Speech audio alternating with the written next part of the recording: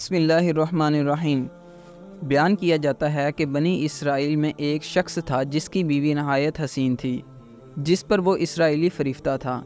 چنانچہ جب اس عورت کا انتقال ہو گیا تو اس اسرائیلی کو بڑا قلق ہوا اور ایک مدت تک وہ اس عورت کی قبر پر بیٹھا روتا رہا۔ اتفاقاً حضرت عیسیٰ علیہ السلام کا ادھر سے گزر ہوا تو انہوں نے اس اسرائیلی کو پریشان حال دیکھ کر اس کا سبب معلوم کیا۔ جب اسرائیلی نے اپنا واقعہ بیان کیا تو حضرت عیسیٰ علیہ السلام نے دریافت فرمایا، کیا تو چاہتا ہے کہ میں اس کو تیرے لیے زندہ کر دوں؟ اس نے عرض کیا، ہاں حضور، یہی میں چاہتا ہوں۔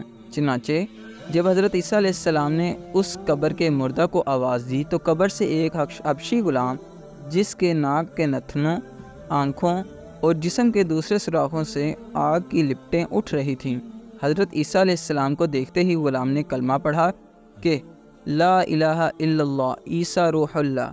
اسرائیلی نے یہ دیکھ کر عرض کیا، حضور، مجھ سے غلطی ہو گئی، میری بیوی کی قبر تو دوسری ہے۔ یہ سن کر حضرت عیسیٰ علیہ السلام نے حبشی کو حکم دیا کہ تم اپنی قبر میں واپس ہو جاؤ۔ چنانچہ وہ مردہ ہو کر گر گیا اور اس کی قبر کو مٹی سے چھپا دیا گیا۔ پھر حضرت عیسیٰ علیہ السلام نے اس دوسری قبر کی جانب توجہ فرمائی اور حکم دیا کہ اے صاحب قبر، اللہ کے حکم سے زندہ ہو جا۔ چنانچہ قبر پھٹی اور اس سے ایک عورت سر سے گرد جھاڑتی ہوئی باہر آ گئی، جس کو دیکھ کر اسرائیلی بولا، یا روح اللہ، میری بیوی یہی ہے۔ اور حضرت عیسیٰ علیہ السلام کے حکم سے وہ اسرائیلی اپنی بیوی کو ہمراہ لے کر واپس ہونے لگا، مگر عرصہ سے جاگا ہوا تھا، اس لیے اس پر نیند کا غلبہ ہو گیا، اور اس نے بیوی سے کہا کہ تیری قبر پر گریہ افزاری اور بیداری نے مجھے ہلاک کر دیا، اس لیے میں چاہتا ہوں کہ کچھ دیر آرام کر لوں۔ بیوی کہنے لگی، ہاں، آپ آرام کر لیجئے۔ چنانچہ وہ اسرائیلی بیوی کے زانوں پر سر رکھ کر سو گیا۔ اتنے میں ایک گھوڑے پر سوار ایک شہزادے کا ادھر سے گزر ہوا، جو اپنے زمانے کا یکتا حسین تھا، جس کو دیکھ کر شہزادی از خود فریفتہ ہو گئی اور اس کا دل قابو میں نہ رہا۔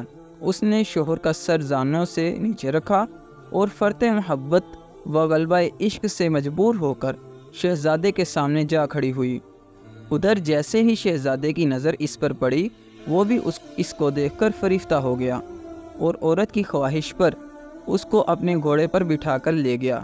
چنانچہ اس کے شوہر نے بیدار ہو کر جب اپنی بیوی کو نہ پایا تو نہایت پریشان ہوا اور اس کے ملنے کی تدبیر سوچنے لگا۔ سوچتے سوچتے آخر اس کے نشان قدم پر چل کر اپنی بیوی کو تلاش کر لیا، جو شہزادے کے پاس پہنچ چکی تھی۔ اس کو دیکھ کر اسرائیلی نے شہزادے سے عرض کیا کہ یہ میری بیوی ہے، آپ اس کو چھوڑ دیجئے۔ ابھی شہزادہ کچھ کہنے بھی نہ پایا تھا کہ اس عورت نے کہا، میں تیری بیوی نہیں بلکہ شہزادے کی لونڈی ہوں۔ یہ سن کر شہزادہ اسرائیلی سے کہنے لگا، کیا مجھ سے میری لونڈی کو لینا چاہتا ہے؟ اس نے کہا، خدا کی قسم، یہ میری بیوی ہے، جس کو میرے سردار حضرت عیسیٰ علیہ السلام نے مرنے کے بعد میرے لیے زندہ کیا۔ ابھی یہ گفتگو ہو رہی تھی کہ اتفاقاً حضرت عیسیٰ علیہ السلام بھی وہاں تشریف لے آئے، جن کو دیکھ کر اسرائیلی کہنے لگا، یا روح اللہ، کیا یہ میری وہ بیوی نہیں ہے جس کو آپ نے میرے لیے زندہ کیا؟ حضرت عیسیٰ علیہ السلام نے فرمایا کہ ہاں، یہ وہی ہے۔ یہ سن کر عورت کہنے لگی، یا روح اللہ، یہ شخص جھوٹا ہے، میں تو اس شہزادے کی لونڈی ہوں۔ حضرت عیسیٰ علیہ السلام نے فرمایا، کیا تو وہ عورت نہیں جس کو میں نے اللہ کے حکم سے زندہ کیا؟ عورت نے کہا، یا روح اللہ، بخدا وہ نہیں ہوں۔ اس کے بعد حضرت عیسیٰ علیہ السلام نے فرمایا، جو جان خدا کے حکم سے میں نے تجھے دی ہے اس کو واپس کر دے۔